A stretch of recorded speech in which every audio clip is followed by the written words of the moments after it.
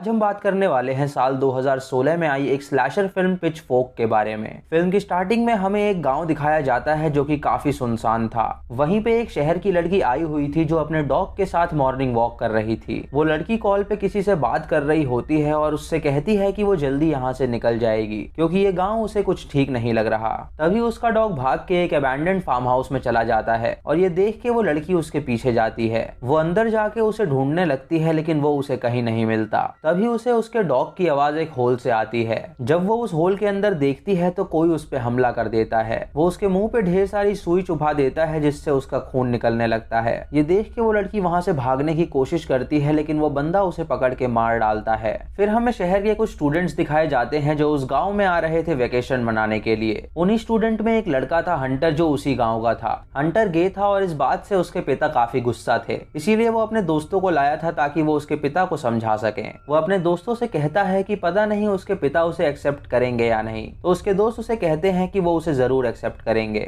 इस बात से हंटर काफी चिंता में होता है तो उसके दोस्त उसे शांत कराते हैं। तभी उन्हें जंगल की ओर से जोर से चिल्लाने की आवाज आती है जिसे सुन के वो सभी डर जाते हैं। उन्हें लगता है कि शायद वहाँ कोई जानवर होगा जो चिल्ला रहा होगा, तो वो इस बात को इग्नोर करके हंटर के घर जाने के लिए निकल जाते हैं। जब वो हंटर के घर पहुंचते हैं तो उसके माता पिता उनका स्वागत करते हैं। हंटर अपने पिता से मिलने जाता है जो उसे देख के खुश नहीं था। हंटर की माँ हंटर को देख के उसे गले लगा लेती है और उससे कहती है कि उसके पिता जल्दी मान जाएंगे। उसके बाद हंटर उन्हें अपने दोस्तों से मिलवाता है जो कि होते हैं दो कपल, क्लेयर मैट और रॉकी जेलिन और गॉर्डन लिनेक्स और फ्लो। क्लेयर हंटर के माता पिता के पास जाके उनसे कहती है कि उनका बेटा बहुत समझदार है। ये सुन के उसका पिता उससे कहता है कि वो उसकी साइड ना ले। वो लोग उनका फार्म देख के काफी खुश होते हैं क्योंकि वो बहुत बड़ा था और रात के लिए वो पार्टी का प्लान करते हैं। तभी हंटर की माँ अपनी छोटी बेटी जेनी को बुलाती है जो कि घोड़ों के साथ खेल रही थी। जेनी को जानवरों से बहुत लगाव था और वो उन्हें कंट्रोल करना जानती थी। जब वो अपने भाई को देखती है तो उसे बहुत खुशी होती है। वो उससे पूछती है कि उसका कॉलेज कैसा चल रहा है, तो उसका भाई कहता है कि सब ठीक है। तभी जेनी का घोड़ा बेकाबू होने लगता है, मानो कि उसने किसी को देख लिया हो। ये देख के जेनी उसके पास जाके उसे शांत कराती है। हंटर के माता पिता सभी लोगों को अपने घर में बुला लेते हैं और उसकी माँ हंटर के पिता से कहती है कि वो अपने बेटे के बारे में इतना ना सोचे, वो बिल्कुल नॉर्मल है। रात के पार्टी के लिए ये सभी तैयारियां करते हैं और इन्होंने गांव के सभी टीनेजर्स को बुलाया था। इधर हंटर की मां हंटर से कहती है कि उसके पिता उससे नाराज हैं क्योंकि वो गे है, लेकिन बहुत जल्द वो उसे एक्सेप्ट कर लेंगे क्योंकि वो उसे अब भी प्यार करते हैं। रात को पार्टी होती है जहां ये सभी खुल के मौज मस्ती करते हैं। हंटर का पिता जेनी को वापस ले आता है और उससे कहता है कि वो सो जाए क्योंकि वो अभी बहुत छोटी थी और वो नहीं चाहता था कि वो पार्टी में जाए। जेनी अपने पिता से कहती है कि वो उसका क्लोजेट चेक करे, कहीं वहाँ पे मॉन्स्टर तो नहीं है। ये देख के उसका पिता क्लोजेट चेक करता है और कोई उसे वहीं बंद कर देता है। ये देख के जेनी बहुत डर जाती है और अपने पिता को आवाज लगाती है। तभी उसका पिता क्लोजेट से बाहर आता है और उससे कहता है कि वो मजाक कर रहा था। ये सुन के जेनी उससे कहती है कि वो उसके बेड के नीचे चेक करना भूल गया है।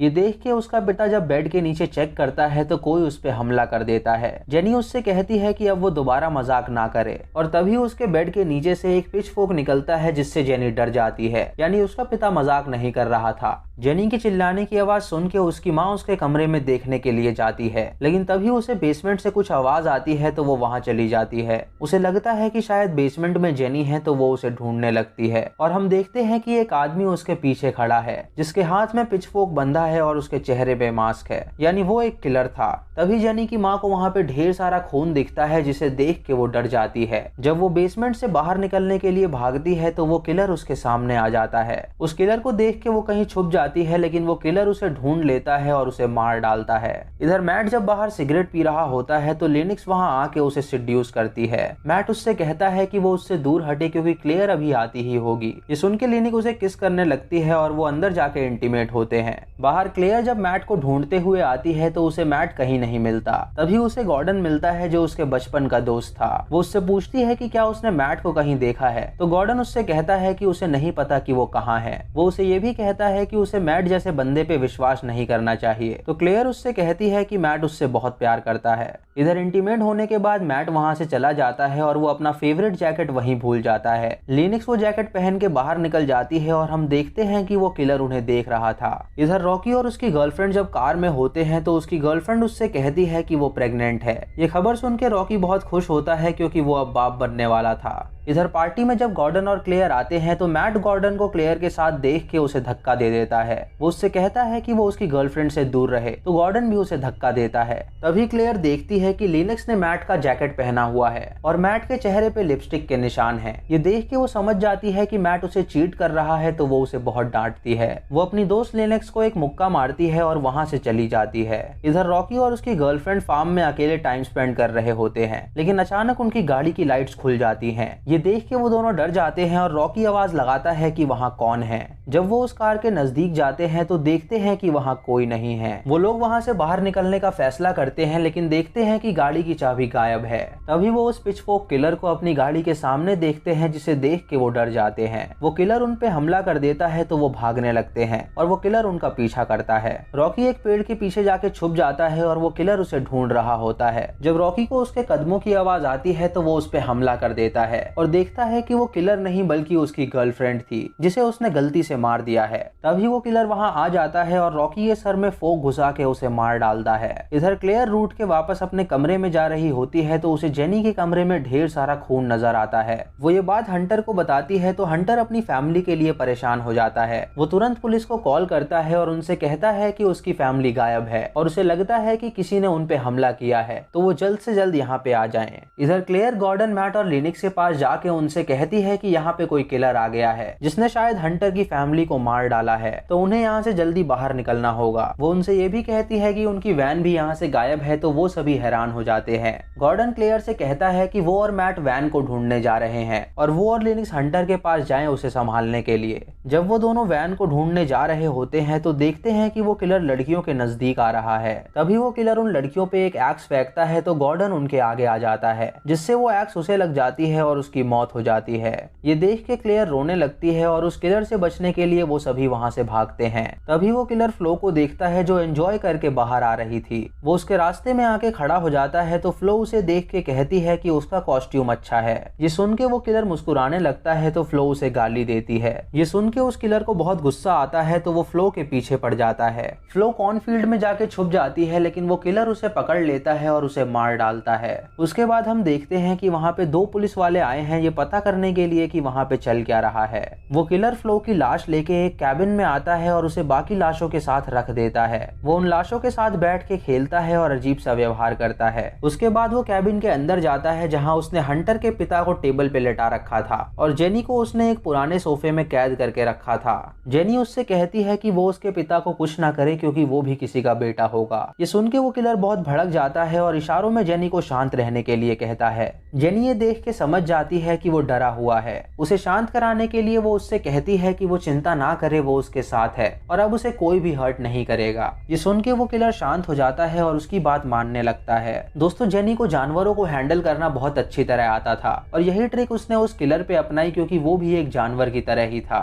जेनी उसे संभाल ही रही होती है कि तभी उस किलर को बाहर से कुछ आवाज आती है। दोस्तों, बाहर हंटर होता है जो उसे वहां आता देख के छुप जाता है। तभी हंटर की नजर उन लाशों पे पड़ती है जिसमें उसकी माँ भी थी। वो अपनी माँ की लाश को पकड़ के बहुत रोता है और तभी उसे जेनी की आवाज आती है। जब वो अंदर जाता है तो देखता है कि अंदर जेनी और उसके पिता हैं। वो अपने पिता को होश में लाता है और उनसे कहता है कि वो उन्हें यहाँ से ले जाएगा। उसका पिता उससे कहता है कि वो उससे प्यार करता है और वो उसे माफ कर दे क्योंकि वो उसे समझ नहीं पाया। ये सुन के हंटर उससे कहता है कि वो भी उसे प्यार करता है। इधर वो किलर जब पुलिस वालों को देखता है तो वो उन्हें जान से मार डालता है। हंटर का पिता उससे कहता है कि वो उसे जान से मार दे क्योंकि वो जिंदा नहीं बच सकता। ये सुन के हंटर एक चाकू उसके पेट में घुसाता है जिससे उसकी मौत हो जाती है। उसके बाद हंटर अपनी बहन को वहां से छुड़ाता है और उसे लेके वहां से भागने लगता है, लेकिन तभी वो किलर उसे पकड़ लेता है और जेनी वहां से भाग निकलती है। हंटर उससे लड़ता है और वो किलर उस पे हमला करके उसे बेहोश कर देता है और उसे एक कंकाल से भरे गड्ढे में फेंक देता है। जब हंटर की आंखें खुलती हैं तो वो अपने दोस्तों को अपने पास पाता है जो उसकी जान बचाने के लिए वहां आए थे।